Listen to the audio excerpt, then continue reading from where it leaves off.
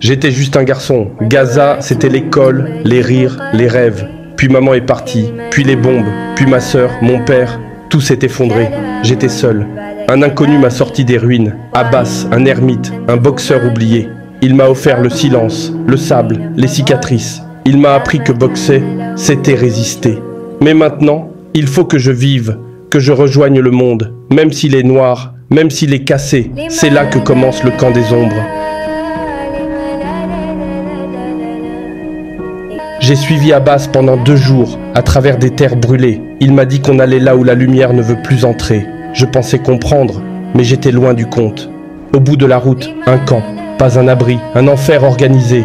Des enfants, 9 ans, 12 ans, 14, des gamins sans famille, sans voix, sans pays. Certains portaient encore des pyjamas troués, d'autres, des cicatrices récentes. Personne ne pleurait, personne ne parlait, juste les yeux et la poussière. Ce camp, c'était une machine à transformer le chagrin en coups de poing. La nuit, les lampes s'allumaient. Le sol était un anneau, pas de musique, pas d'arbitre, pas de spectateurs, juste des survivants.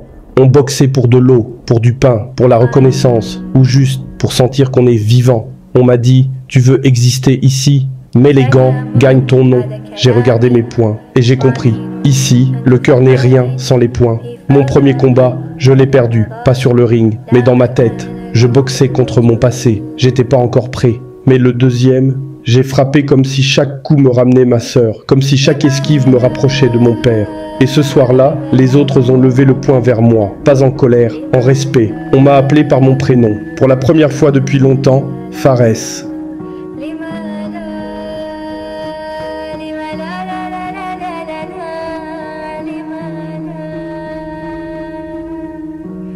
J'ai rencontré Ali, 11 ans, muet depuis qu'il a vu sa mère mourir.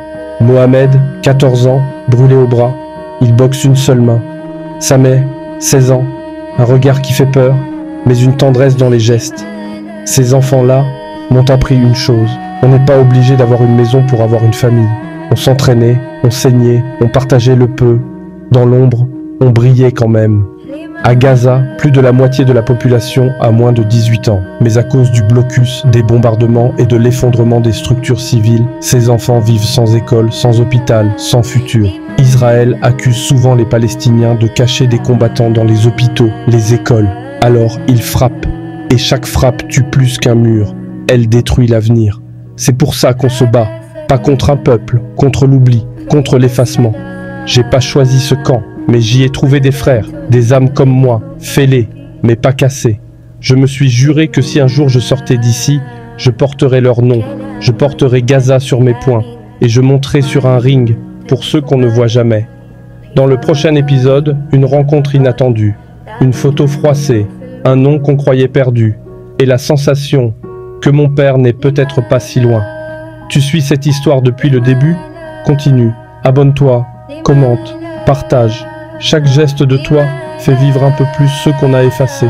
Be First Boxing TV, ce n'est pas juste une chaîne, c'est une mémoire et une voix.